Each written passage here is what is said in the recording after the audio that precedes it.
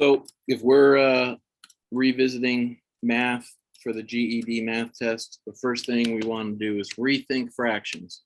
Nobody likes fractions. Fractions are confusing, and the way they were taught when we were younger had too much of a burden on it. It was too tough.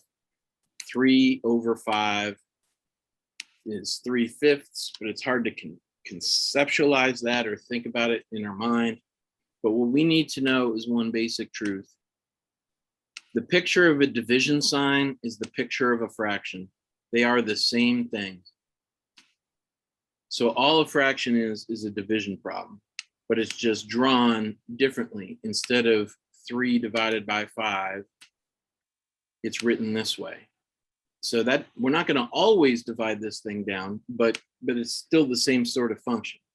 So what we're going to do first, when we rethink fractions, we're always going to draw this line a little bit further out and draw a little division sign on it. And remember that math tends to go left to right and top to bottom. If we were to type this into a calculator and needed a decimal, we would type in 3 divided by 5. That's the order in which we type it in the old calculator. If we had to do it by hand, we keep going clockwise and we kick the bottom number out. So it would be 5 divided into 3.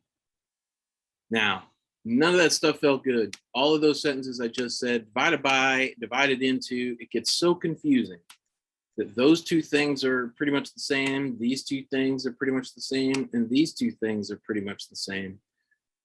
But because we have to, flip these two numbers, we have to flip the 3 and the 5 and which one goes first, and all that stuff gets very confusing.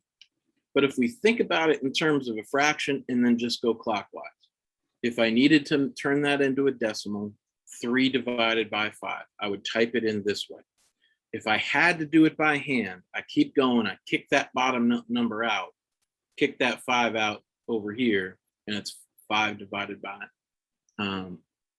3.